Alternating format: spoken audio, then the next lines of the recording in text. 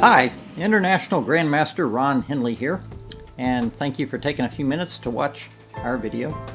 Today we're going to look at a game where I'm playing black against a 24-25 player on ICC. He opens with d4. Of course, I played g6, trying to head for my Dzindzi Indian, but he plays 2 knight f3, bishop g7, and now g3, heading for a fianchetto himself. I go ahead and opt for regular King's Indian here, castles, and d6.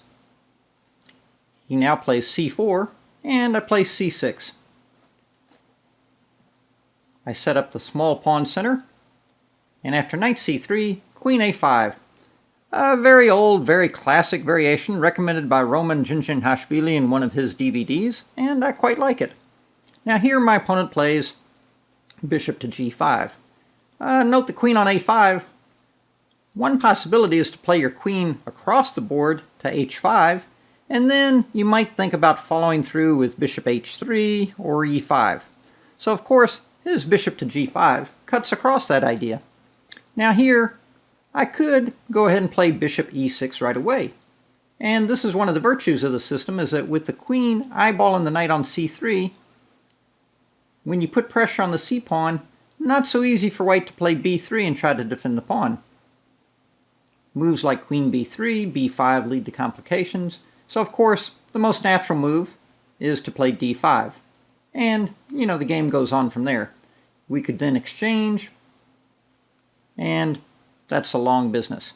In the game I played h3, immediately putting the question to his bishop, and my opponent should seriously think about retreating the bishop.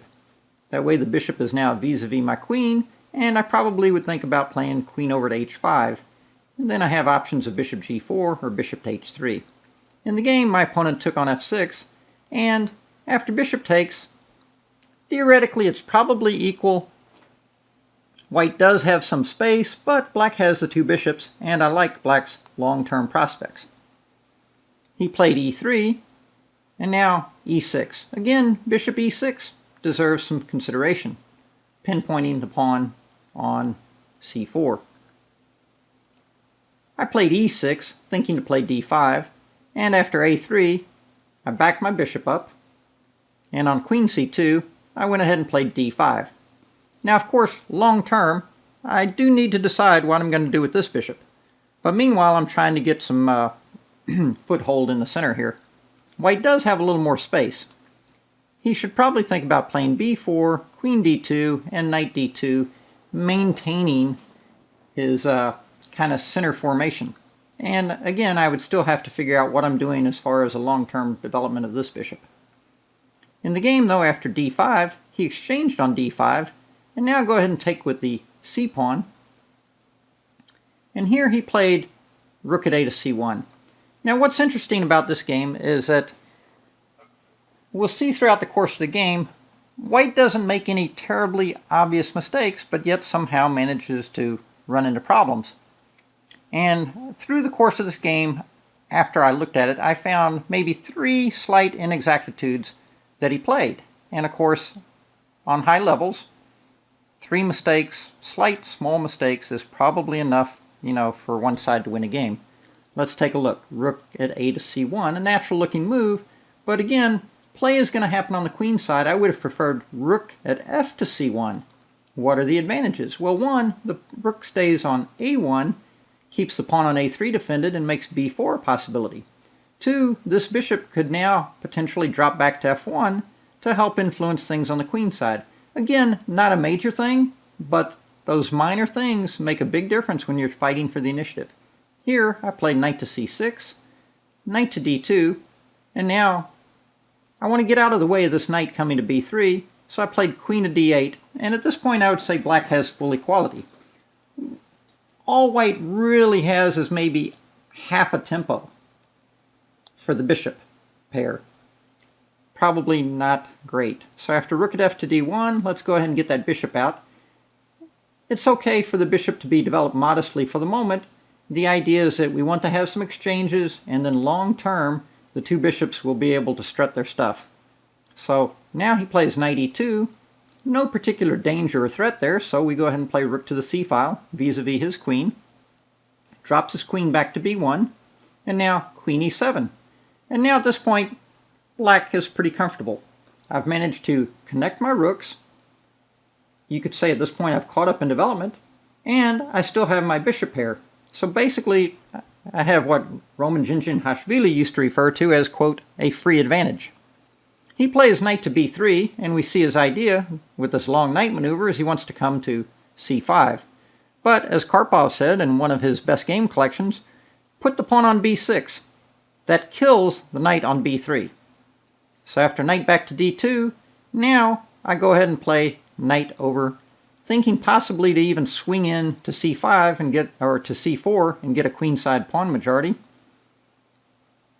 Other ideas would be to play h5, thinking to play h4, but there I wasn't sure I would like f4 followed by knight f3. Another idea would be simply to gradually inch forward with the queen, but there I probably wouldn't like knight c3 so much.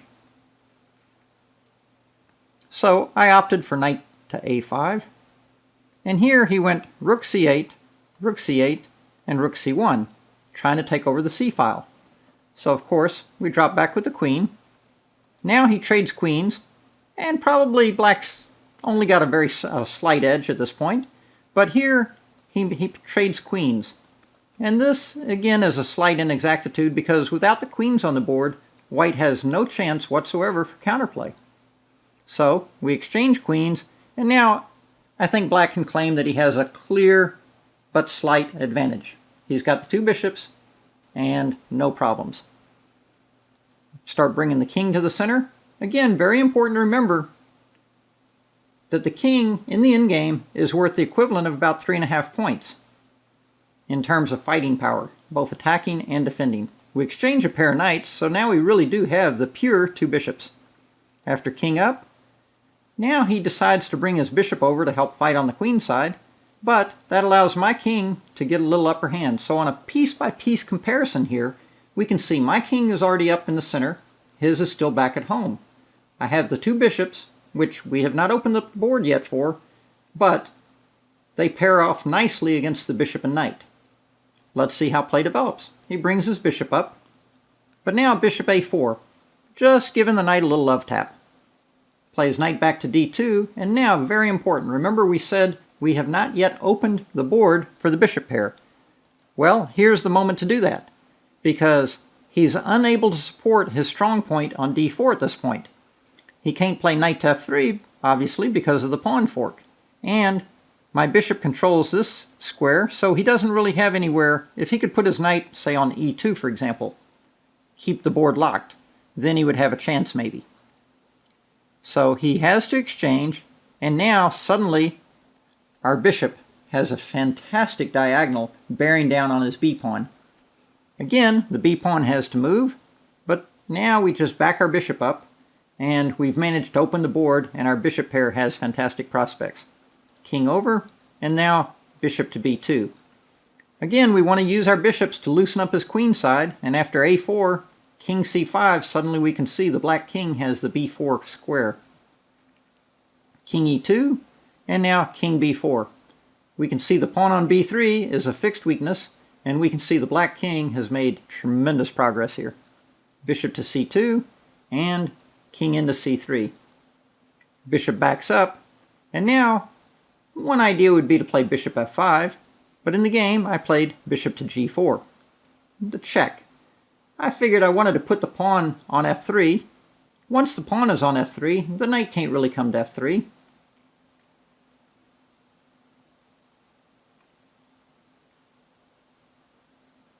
So now I back the bishop up to e6. Why e6? Well, I already have dreams one day of playing d4, and then the bishop will be exposed on the pawn on b3. And of course, once the pawn on b3 falls, his brother on a4 probably not far behind. In an attempt to evict my king, knight to b1 check, king to b4, king to d2, and now here I missed the most accurate moment. I played h5. My idea there is that I want to target the h2 pawn, and I want to start freezing the kingside pawns and try to create some target over there. Correct idea, but proper execution would be to go ahead and play d4 right away. Strike while the iron is hot, as they say. Then I'm ready to play bishop b3. Note that king to c2, just make a T note here. King c2, I can simply take on b3. When he takes this bishop, take here, and we can see the white position is just falling apart. Yeah, he could take the pawn on d4, but then I have the very pleasant choice. Probably just take this one as the easiest, and after knight out, bishop back, and we can see it's pretty much lights out.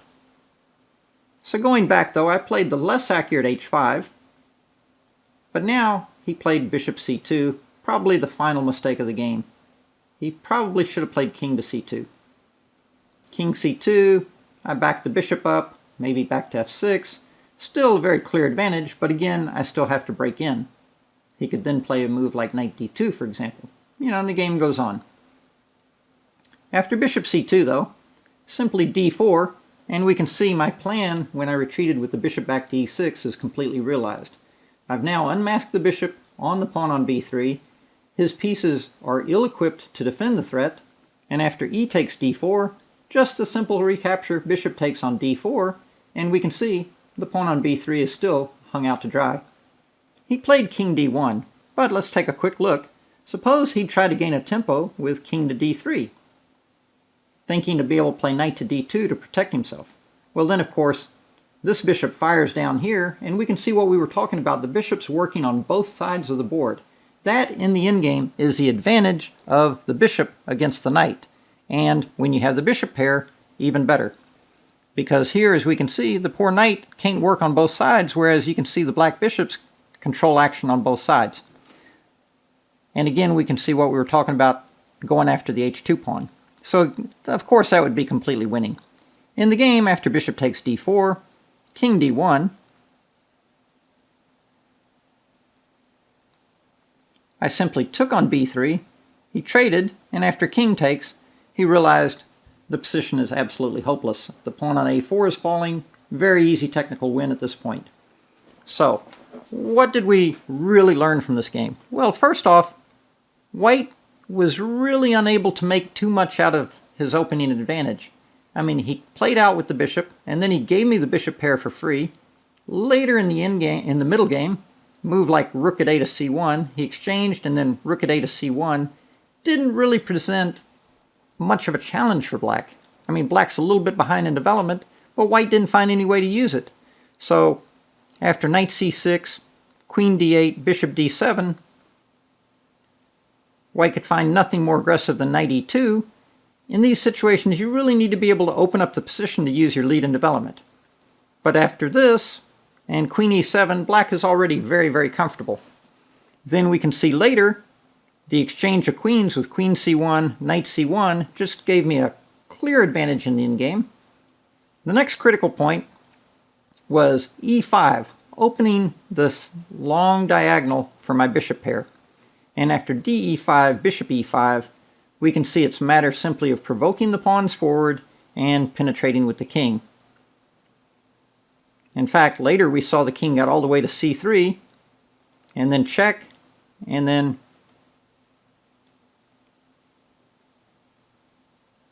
here's where we could have struck with d4 right away. In the game, after bishop c2, d4, just exposed on the queen side, led to a complete win. I'm International Grandmaster Ron W. Henley, and thank you for joining us for this online chesslessons.net video.